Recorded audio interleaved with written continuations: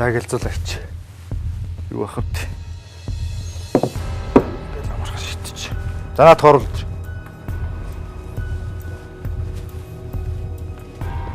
Ишээсөө. За. Нөхөр баавга таныг хүн артаа зүү зөксгөө хатсан хүчрхийл үйлцэг хэрэгээр цаазын ялгаанаач. Шивтүүл.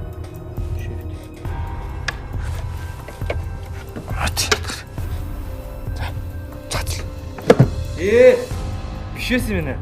Хин бэ? Юу вэ? Энэ үү? Чанар байсан юм. Чи мөн гэдсэн биз дээ. Харин биш юм байна. Одоо энийг яах вэ? Камера онтроо. Камера онтроо. Энийг одоо яах юм бэ? Камера онтроо. Ер нь бол манайхын цаазын ялаас татгацах цаг нь болоогүй байсан юм шүү. Үүнийг нь одоо тодорхой тохиолдлуудад сэргээх төр нь ийм боломж байна.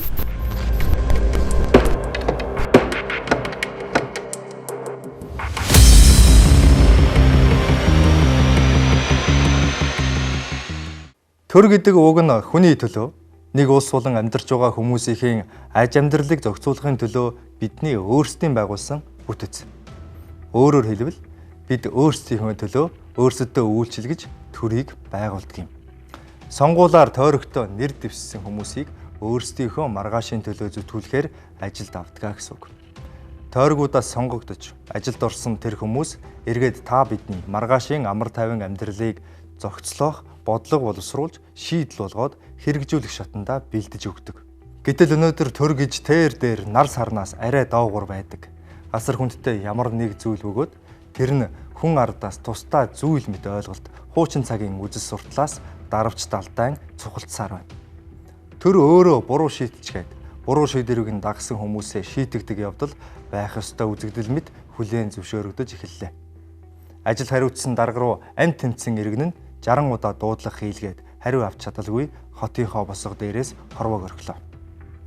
Хөл хорчхоод байхад хөдөлгөөн хийж тэндээс энд ирсэн иргэнээ буруутгаж арай чадахгүй байгаач тушаал биелүүлж зогссон хүмүүстэй хариуцлага тооцно гэж том дарга нар эмгэнэнгэ занал хийллээ. Аранга аймгаас имэйлд автотээврийн шалган нэвтрүүлэх товчоонд ирсэн иргэн нас орсон харамсалтай явдал боллоо. Улсын онцгой комисс талигачийн гэр бүл төрөл төрөсtöд гүн эмгэнэл илэрхийлж байна. Цаг үеийн нөхцөл байдлыг зөв үнэлж чадаагүй, ажлын хариуцлага алдсан, асуудалд хүнлэг ёсоор хандаж түргэн шургаа шийдвэрлээгүй. Зохих арга хэмжээ аваагүй хүмүүст хариуцлага тооцохыг Эрүүл мэндийн сайд Мөнх сайхан нийслэлийн засаг дарга бөгөөд Улаанбаатар хотын захирагч Сумын Авзар Аранга аймгийн засаг дарга Зол жаргал нарт үүрэг болголоо.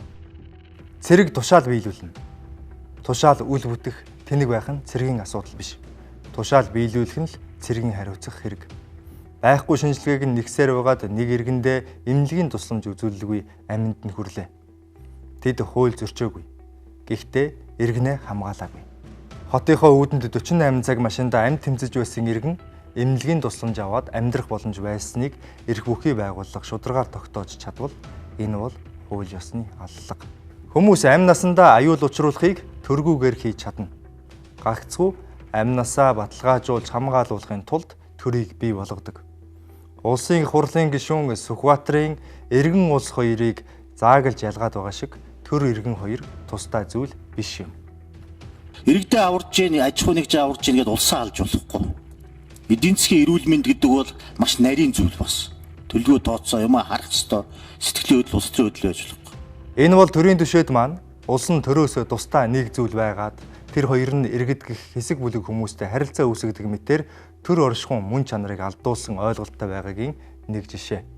Амаараа хэлж өгч байгаа нь энэ мэт боловч үйлдэлээрээ үзүүлдэг нь олон. Төрийг байлгахын тулд иргэн амьдрдаггүй. Иргэдээ амьдруулахын тулд төр оршдог юм. Иргэдийн дунд асуудал үүссэн бол тэр иргэдийн биш төрийн хэрэг. Учир нь улс нь иргэнээсээ бүрдэн иргэдийн томилгоогоор төр бий болж улсын асуудлыг эрхлэнэ. Улсын асуудал гэдэг нь энэ орны иргэдийн аж амьдралын л асуудал. Иргэдийн аж амьдралын асуудал гэдэгт нэн тэргуунд товчхондоо амьд явах, тээж төрсөн эрх чөлөөгөө хадгалах, бусадтайгаа чөлөөтэй харилцах, ашиг тусаа нэмэгдүүлэх зэрэг багтана. Иргэнийхээ энэ асуудлыг шийдэх, хамгаалахын тулд байдаг төр нь хүн үгүй бол асуудал үгүй гэсэн хандлагаар ажиллавал тийм төр энэ дэлхий дээр хаанч хэрэггүй. Тийм ч учраас хүн байхгүй бол асуудал байхгүй гэсэн номлолоор олон 11 үтсэн коммунист систем дэлхий даяар задран унсан юм. Одоо бол дэлхийн олон улсын хүн ард төрийн үүргийг хангалттай ойлгож байгаа. Нийгэм дороотож, сайн муу зөв буруугийн тэнцвэр алдагдаж, хүн хүнийхээ заяагдмал эрхэнд халдаж, хүнлэг бусаар авирлаж эхэлвэл тэр нь иргэдийн биш төрийн бодлого буруу явсны үр дагавар. Харин манад асуудал гарвал иргэд рүүгээ түлхдэг байдал хийвэрээ байна. Энэ 7 хоногийн пүрэв гараг 12 дугаар сарын 10 хүний эрхийн өдөр. Улсын хурлын чуулганы хуралдаан дээр эрүүл мэндийн сайд асан саран гэрэл гишүүн цаазын ялыг сэргээх хүсэлтэй байдгаа илэрхийллээ.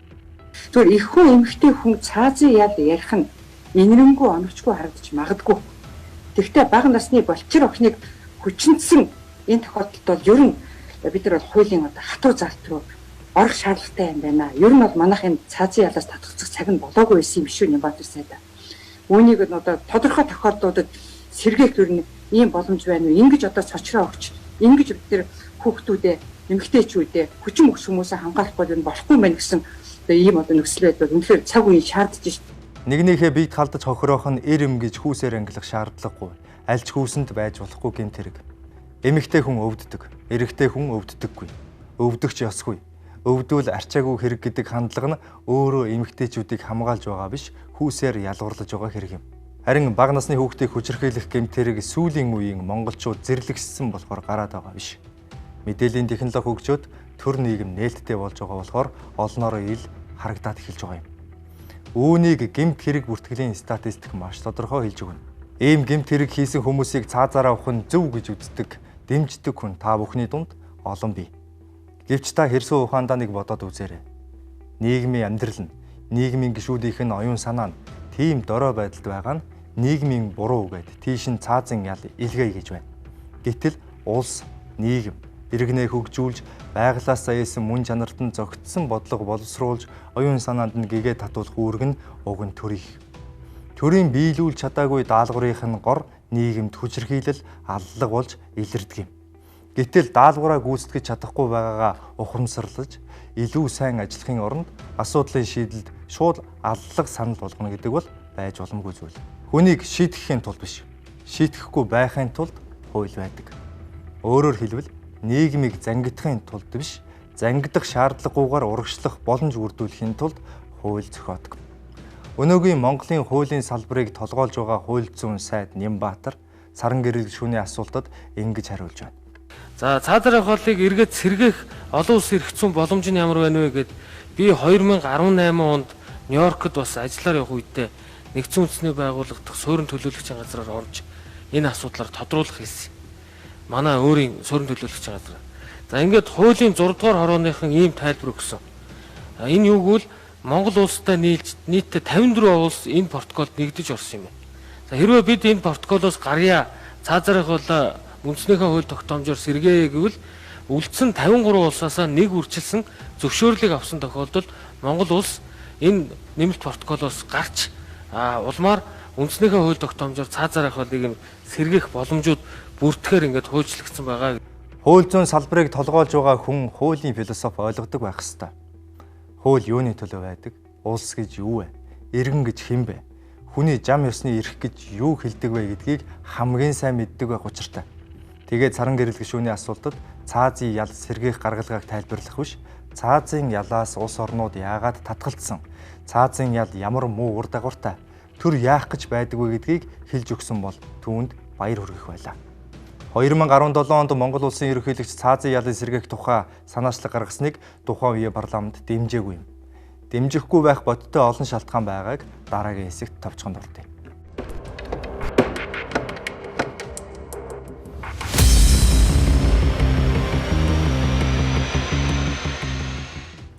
Цааз бол хууль ёсны аллага.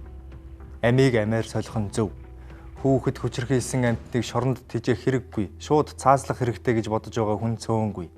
Тэдний дунд гэмт хэргийн хохирогч, тэдний ар гэрийн ч байгаа. Тэр хүмүүсийг буруутгах аргагүй. Гэвч хэрэгтний амийг аваад цаг хугацаа буцаж ирэх хүчтэй гэж боддог хохирогчд тэдний дунд бас цөөнгүй бий. Цааз хэрв хамгийн зөв шийтгэл байсан бол өнөөдрийг хүртэл цаазын ялаас татгалзаж түтгэлдсэн 140 орон ийм амархан шийдлийг орхихгүй байх байсан. Цаазаар авах нь шийтгэл гэхээсээ илүүтэй хуулиар зөвшөөрөгдсөн аллага юм байна гэдгийг ойлгож эхэлснээс хойш 5 ТV-ийн тэр олон орон энэ харгас ялыг хэрэглэхээ болсон юм. Тэд яагаад цаазаас татгалцсан бэ? Нэгдүгээрт цаазын ял гэмт хэргийн гаралтыг бууруулах биш, нуун дарагдуулах сэтэл болдог. Хоёрдугаарт цаазын ялтай оронд хүний амьд хүрсэн хүн нэгэнд цаазаар авахлах нь ойлгомжтой тул гэрчээс өгсүүлээд өөр олон хүний амьд хүрэх тохиолдол элбэг байдаг. Гуравдугаарт цаазын ял нь хүчирхийллийг тагслан зогсоох биш, харин ч бүр өөгшүүлж байдаг. Тэр нь хүний амьд таслахыг юм чинээ бодохгүй байхад нийгэмд хүний амьд үн цэнтэд тооцогдно гэж үү? Дөрөвдүгээрт цаазын ялыг ихэвчлэн дундаж болон дунджаас доогуур орлоготой иргэдэд оноосон байдаг. Учир нь тэд хуулийн тайлбар, өмгөөллийн үйлчлэг авч чадахгүй байх нь элбэг. 5 дугаарт цаазын ялаас татгалцсан улс орнуудын хамгийн том шалтгаан нь бол хэлмэгдэлт. Шүүх алдаа гаргах магадлалтай. Хэргийн материалууд дээр үндэслэн хүн шийдвэр гаргадаг учраас алдахгүй байх баталгаа 100% биш. Шүүх хэргийг үнэн зөв шударгаар шийдэхийг дээд зэргээр эрмэлзэгч алдаа гаргах магадлалтай. Хэл сэргээр цаазлуулж олон жилийн дараа жинхэнэ хэрэгтэн олдсноор цаазлуулсан хүнийг цагаатгсан жишээ дэлхий дээр саяараа бий. Гин буруугүй хүнийг цаазлах хэрэгсэл өндөр. 6 дугаарт цаазын ялыг улс төрийн зорилгоор ашиглах бодиттой эрсдэл бий. Хүн альва асуудлыг харахтаа өөрийгөө хасч боддог. Бусдыг цаазал гэж хэлэхдээ өөрт нь тийм зүйл тохиолдвол яах тухай боддоггүй. Хараат бус шүүхээ бүрэн угсарч хамжаагүй байгаа манай улсад цаазын ял сэргвэл дарангуулал бүрэн утгаараа тогтхолно. Үүнээс гадна цаазын ялыг сэргээсгэх асуудал нь зөвхөн манай дотоод хэрэг биш юм. Манай улс иргэний ба улс төрийн фактын 2 дугаар нэмэлт протоколд 2012 онд нэгдсэн. Энэ протоколын дагуу цаазаар авах ялыг гүйцэтгэхгүй, сэргээхгүй байх хуулиас халах арга хэмжээг биелүүлэх ёстой. Үндсэн хуулийн 10-т Монгол улс олон улсын гэрээгээр хүлээсэн үүргээ шударгаар биелүүлнэ гэсэн заалт бий. Манай улс сайн дураараа нэгдсэн учраас гэрээгээр хүлээсэн үүргээ биелүүлэх ёстой. Хэрэв Монгол улс энэ протоколоос гарах хүсэл гаргавал манай улсын нэр хүнд олон улсад унана. Цаашид манай улсад итгэх түнш тун ховор болно гэсэн үг. Тэгэхээр гадаад харилцаа талаасаа ч энэ бол ингэж амны зоргоороо ярьдаг хэрэг огт биш юм. Сүүлийн жилүүд хамгийн ойрдоо өнгөрч байгаа энэ 7 хоногийн үйл явдлуудаас харахад Монгол улсад өнөөдрийн тулгамдсан асуудлын хамгийн том нь ковид биш байна. Монгол улсад хамгийн том асуудал тархич нь Монголын төр өөрөө байна. Төрийн түвшээд хууль тогтоох байгууллагын сайд нарын дийлэнх нь төр, нийгэм, хүний эрх, үндсэн хуулийн ойлголт үнэхээр сул байгаа нь Монголын маргаашд нүүр тулсан хамгийн том асуудал юм. Та бүхэн зориулаад хүний эрхийн төлөө цогтоо тэмцэгч Мартин Лютер Кингийн эхнэрийн хэлсэн үгээр нэвтрүүлгээ өндөрлөж байна. Эр нөхрөө хүнд алуулсан хүний хувьд хэлэхэд би гинт хэрэг үйлцэн хүмүүсийг цаазлахын эсрэг зогсдог, муу зүйлийг муу юмар засаж болохгүй. Яагаад гэх юм бол энэ нь өшөө авалт болчихдөг юм а. Хүний аймыг авснаар шударгаас тогтохгүй.